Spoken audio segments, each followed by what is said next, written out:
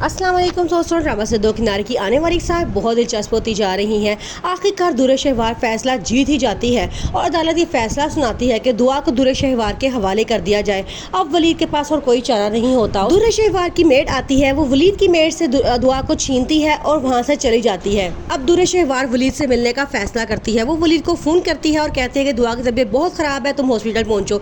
वलीद फ़ौरन हॉस्पिटल पहुँचता है तो वहाँ देखता है कि दुआ बिल्कुल ठीक होती है। वो जाके उसको प्यार करना शुरू कर देता है। दुर शहवार वहाँ पे आ जाती है और कहती है कि अभी भी तुम्हारे पास टाइम है, तुम मावरा को तलाक दे दो और दुआ मुझसे ले जाओ। आगे से वो कहता है कि मावरा चाहिए, तुम्हारा क्या बिगाड़ा है, तुम उसके पीछे क्यों पड़ गई हो। लेकिन दुर शहवार कहती है मेरा यही फैसला है, तुम ये करना चाहो तो कर लो। शहीर दुर शहवार को कहता है कि तुम उस बेटी को ले तो आए हो लेकिन मेरे घर में तुमने नहीं रखना, इसको अपनी माँ के पास छोड़कर आओ।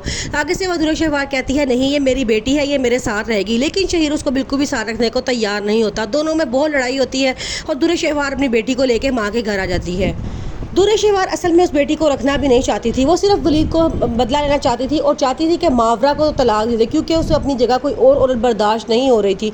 और साथ ही उसने मावरा को धमकी भी दी थी, मैं तुम्हें यहाँ से निकलवा कर ही छोड़ूंगी। अब वो चाहते हैं कि मेरी धमकी पूरी हो जाए। जब दुर शहवार ने आयमा का जीना हराम किया हुआ है, वो हर वक्त घर में कोई ना कोई ऐसा टॉपिक उठाती है जिससे आयमा का साथ उसकी लड़ाई हो जाती है और घर का माहौल बर्बाद हो जाता है। जितनी देर वो अपनी अम्मी के अपने घर रहती है उतनी देर घर का माहौल बहुत अच्छा रहता है, सारे मिलकर बैठ के हंसते हैं, खेलते हैं, बातें करते हैं। लेकिन जैसे ही दुर शहवार वहाँ पर आती है तो कोई ना कोई ऐसी बात छेड़ देती है जिससे घर में लड़ाई हो जाती है और घर का माहौल सारा ख़राब हो जाता है।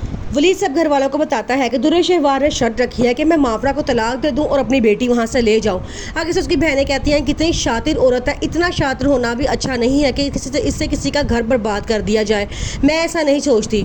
आयमा बड़ा दुखी होती है, अपनी भाभी को फ़ोन करती है और सारी बात बताती है। उसकी भाभी कहते हैं कि तुम फिक्र ना करो, एक दिन तैमूर को पता चल जाएगा कि उसकी बहन ही गलत है, फिर वो तुमसे माफ़ी मांगेगा। आगे से आयमा कहती है फिर क्या फ़ायदा होगा उसका माफ़ी मांगने का, अभी वो मुझसे बदतमीज़ी करती है। लेकिन तैमूर बिल्कुल खामोश रहता है और समझता है कि शायद उसकी बहन ही ठीक है और सारी गलती ही मेरी है।